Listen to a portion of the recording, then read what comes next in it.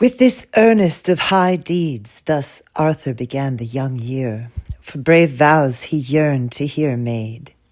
Through such words were wanting when they went to table, now of fell work to full grasp filled were their hands. Gawain was gay as he began those games in the hall, but if the end be unhappy, hold it no wonder. For though men be merry of mood when they have mightily drunk, a year slips by swiftly, never the same, returning. The outset to the ending is equal, but seldom. And so this Yule passed over, and the year after, and severally the seasons ensued in their turn.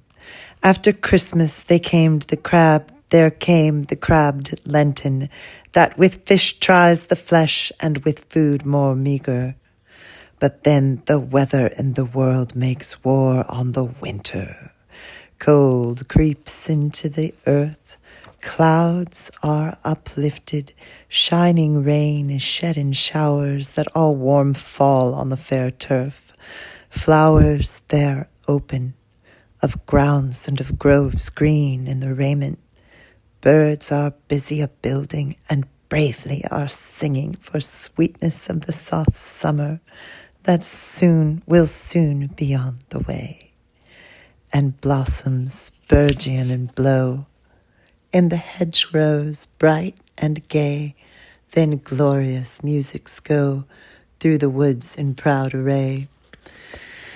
After the season of summer, with its soft breezes, when zephyr goes sighing through seeds and herbs, right glad is the grass that grows in the open air, when the damp dewdrops are dripping from the leaves, to greet a gay glance of the glistening sun. But the harvest hurries in and hardens it quickly, warns it before winter to wax to ripeness. He drives with his drop the dust, till it rises from the face of the land and flies up aloft, with wind in the welkin makes war on the sun. The leaves loosed from the linden alight on the ground, and all grey is the grass that green was before. All things ripen and rot that rose up at first, and so the year runs away in yesterday's many, and here winter wends again, as by the way of the world it ought, until the Michaelmas moon has winter's boding brought. Sir Gawain then full soon of his grievous journey thought. And yet till All Hallows with Arthur he lingered, who furnished on that festival a feast for the night with much royal revelry of the round table. The knights of renown and noble ladies, all for the love of that lord had longing at heart. But nevertheless the more lightly of laughter they spoke. Many were joyless who jested for his gentle sake. For after their meal mournfully he reminded his uncle that his departure was near, and plainly he said, "Now, liege lord of my life, for leave I beg you. You know the quest and the compact. I care not further to trouble you with the tale of it, save a trifling point. I must set forth to my fate without fail in the morning, as God will me guide, the green man to seek." Those most accounted in the castle came then together, Iwan and Eric, and others not a few, Sir Dodonel le Savage, the Duke of Clarence, Lancelot and Lionel, and Lucan the Good, Sir Bors and Sir Bedivere, that were both men of might, and many others of mark with Mador de la Porte. All this company of the court the king now approached to comfort the knight with care in their hearts. Much mournful lament was made in the hall, that one so worthy as Gawain should wend on that errand to endure a deadly dint and deal no more with blade. The knight ever made good cheer, saying, "Why should I be dismayed of doom the fair or drear? by a man must be assayed. He remained there that day, and in the morning got ready, asked early for his arms, and they all were brought him. First, a carpet of red silk was arrayed on the floor, and the gilded gear in plenty there glittered upon it. The stern man stepped thereon, and the steel things handled, dressed in a doublet of damask of Tharsia, and over it a cunning cappadoce that was closed at the throat, and with fair ermine was furred all within. Then sabatons first they set on his feet, his legs lapped in steel in his lordly greaves, on which the polanes they placed, polished and shining, and knit upon his knees with knots all of gold. Then the comely cuisses that cunningly clasped the thick thews of his thighs, they with thongs on him tied. And next the byrnie, woven of bright steel rings upon costly quilting, enclosed him about, and armlets well burnished upon both of his arms, with gay elbow pieces and gloves of plate, and all the goodly gear to guard him whatever betide. Coat armor richly made, gold spurs on heel in pride, girt with a trusty blade, silk belt about his side. When he was hasped in his armor, his harness was splendid. The last latchet or loop was all lit with gold. Thus harnessed as he was, he heard now his mass, that was offered and honored at the high altar. And then he came to the king and his court companions, and with love he took leave of lords and ladies, and they kissed him and escorted him, and to Christ him commended. Now Gringoleg stood groomed and girt with a saddle, gleaming right gaily with many gold fringes, and all newly for the nonce nailed all points, at all points, and all newly for the nonce nailed all and all newly for the nonce nailed at all points, adorned with bars was the bridle, with bright gold banded, the appareling proud of poitrel and of skirts, and the crupper and caparison accorded with the saddlebows. Okay. The appareling proud of poitrel and of skirts, and the crupper and caparison,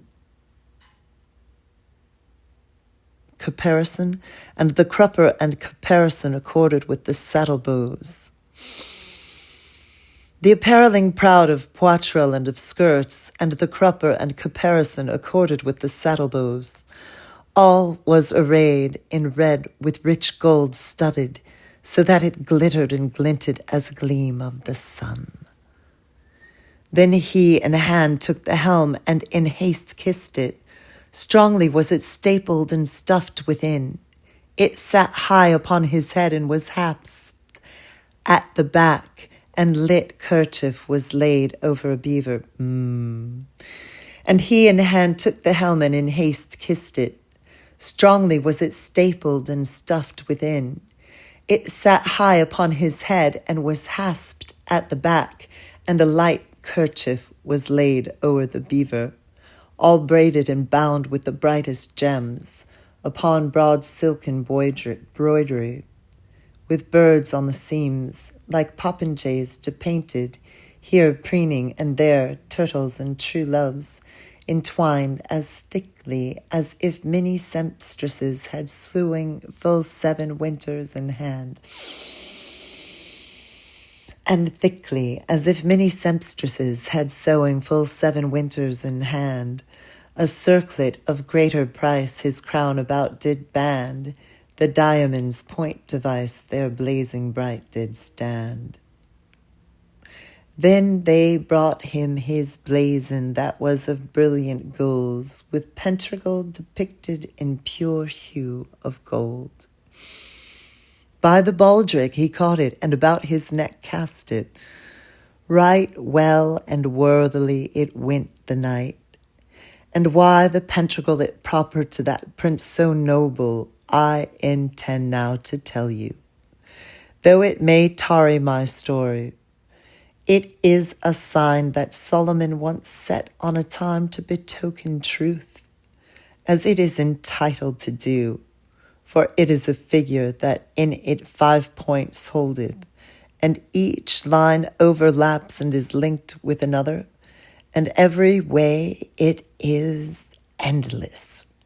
And the English I hear everywhere name it the endless knot. So it suits well this knight, and his unsullied arms, forever faithful in 5 points and 5 times under each. Gawain as good was acknowledged, and as gold refined, devoid of every vice, and with virtues adorned. So there, the pentacle painted new,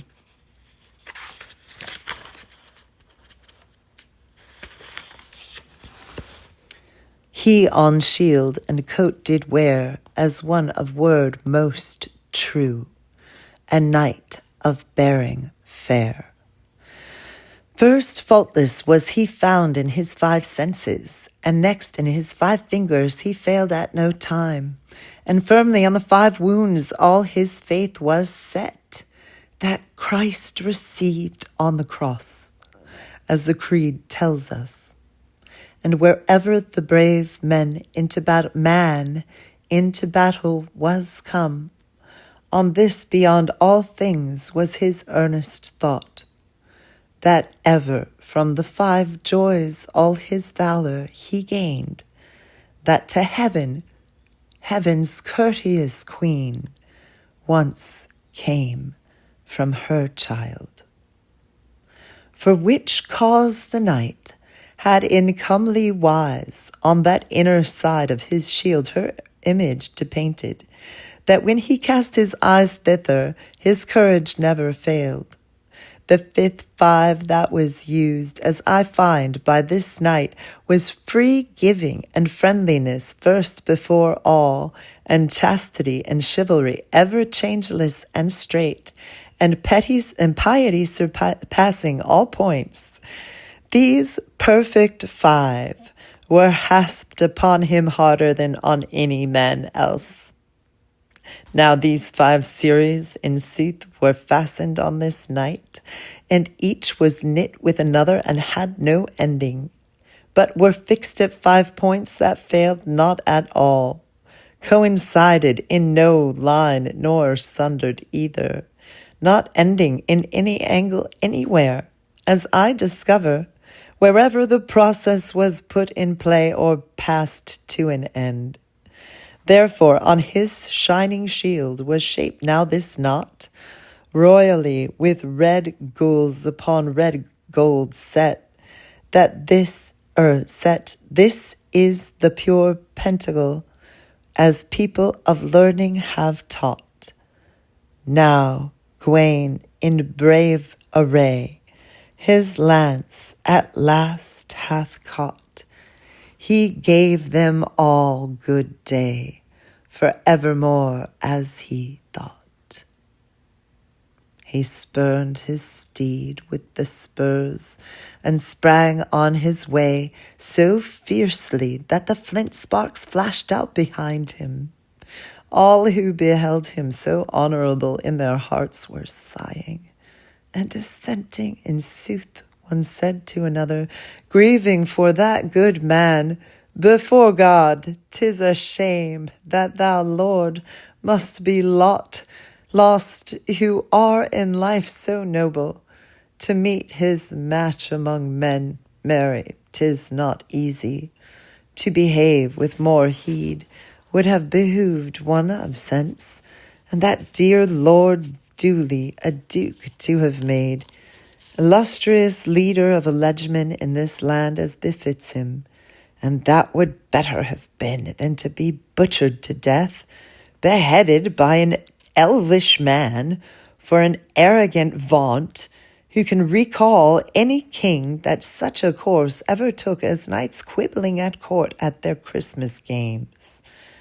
Many warm tears outwelling there watered their eyes when that lord so beloved left the castle that day. No longer he abode, but swiftly went his way, bewildering ways he rode, as the book I heard doth say. Now he rides thus arrayed through the realm of Logris, Sir Gawain in God's care. Sorry, let's do that more justice. I think I need a sip of water first.